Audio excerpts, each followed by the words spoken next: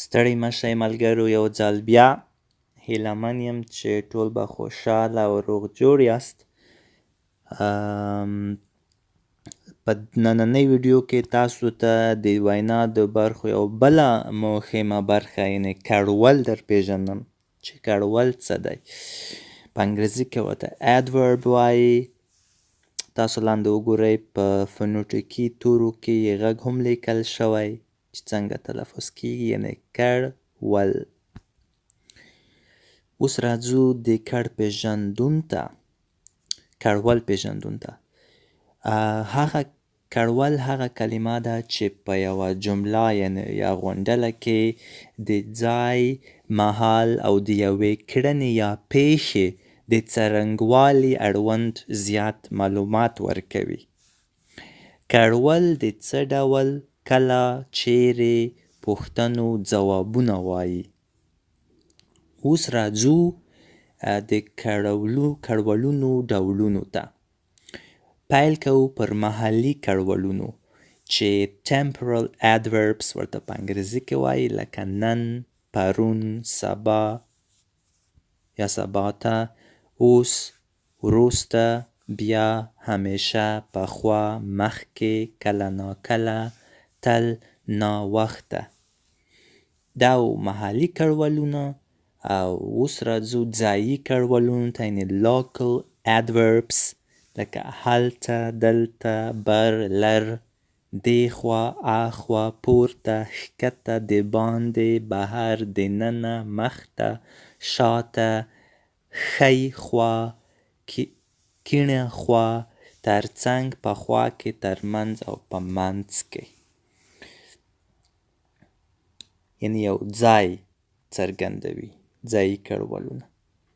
اوس راځو د څرنګوالي کړولونو ته، یا په انګریزي کې چې ورته adverbs of modality وایي، لکه ناڅاپه، سخت، ورو ورو، په چټکۍ سره، په اسانۍ سره، په بیړه، په پام سره، په درناوي، په توګه، په مرسته او نور ستاینومونه، یعنې صفتونه چې له، په او سره راځي. دغه د څرنګوالي کړولونه د څه ډول پوښتنه ځوابوي. اوس راځو د اندازې کړولونو ته، یا adverbs of quantity لکه ډیر، لږ، زښت، خورا، وبخښه دا خورا رانه خواره لیکل شوی، پریمانه، بیخي.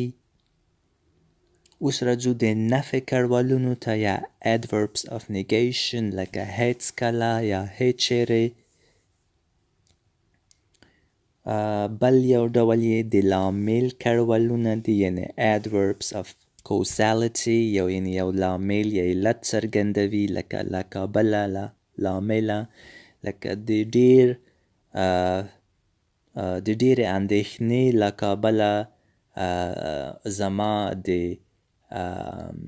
وینې فشار لوړ شو. یو بل ډول یې د شونتیا کړولونه دي. شونتیا یعنې امکان ته وایي، شونتیا چې adverbs of probability ورته په انګریزي کې وایي، لکه ښایي، کیدای شي، ګوندې. دا ټول یوه معنا لري، او په انګریزي کې چې ورته perhaps، maybe وایي. نو دا وو